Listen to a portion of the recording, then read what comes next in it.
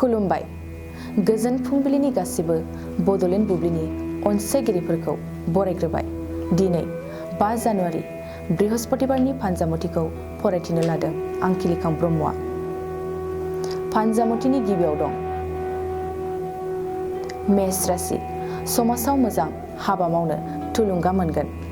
नाजानायनि गेजेरजों मावनाय गोब्राब खामानिया मावफुंजागोन। हाबा मावनायाव बयजोंबो बाख्नायजाना थुलुंगा मोनगोन। वृष राशि। गुबुनजों फाव फान्दाय जानो हागौ। सांग्रां जानाया मोजां। गाव मावाखैब्लाबो गुबुननि दायाव फाव फान्दाय जाना साजा मोननांनो हागौ। गुबुना नोंखौ गाज्रि मोनहोनो फाव फान्दायनो हागौ।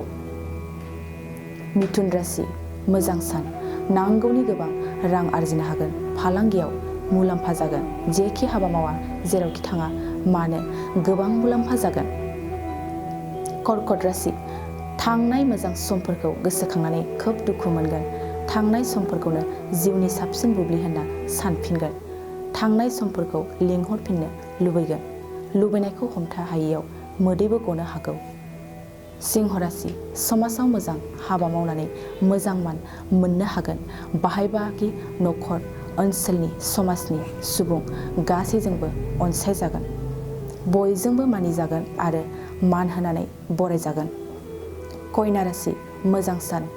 गोसोनि दुखु दाहाखौ बावगारनो दावबायनायनि सुबिदा मोनगोन। नुफेरै जायगाखौ नुहैगोन। दावबायनायनि गेजेरजों गोसोनि गोजोननायखौ लानो हागोन। तुला राशि। गाज्रि सान। न'खराव मानिबा जेंनाखौ लानानै गावजों गाव नांलायगोन। न'खराव गोजोन गैयै थासारि सोमजिगोन। बिसि फिसाय गोरोबलायनाय नङा। नांलायनायजोंनो सम बारहोनांगोन। वृश्चिक राशि। न'खरनि मुवा बेसादफ्रा गोमानो हागौ। सांग्रां जानाया मोजां। न'खरनि आइजें आइला आगजुफ्रा हरखाब मिथिस्लाब मोनै गाज्रि जानो हागौ। नोजोर होनानै सांग्रांथिजों बाहायनाया मोजां। धनु राशि।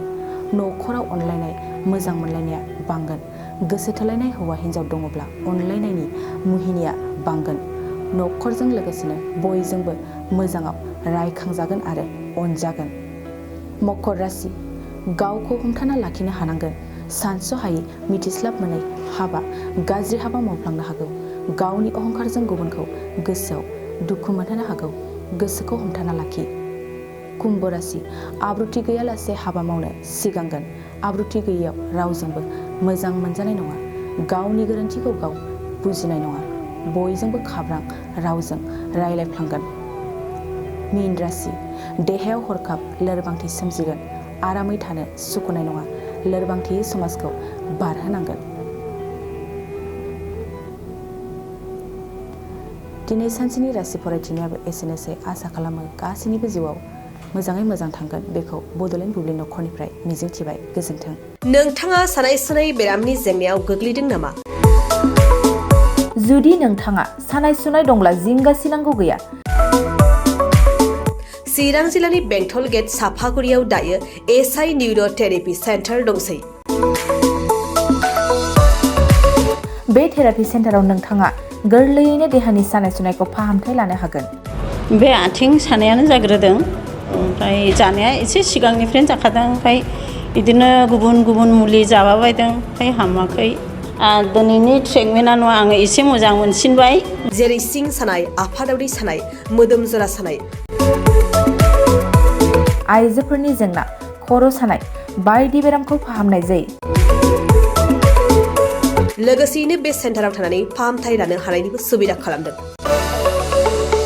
नोंथांमोनहा एसआइ निउर' थेरापि सेन्टाराव फाहामथाय लानो गोसो दंब्ला नैबे मबाइल नम्बर 7620160459 नङाब्ला 9476977956 आव थोंजों सुलाद लानो हागोन।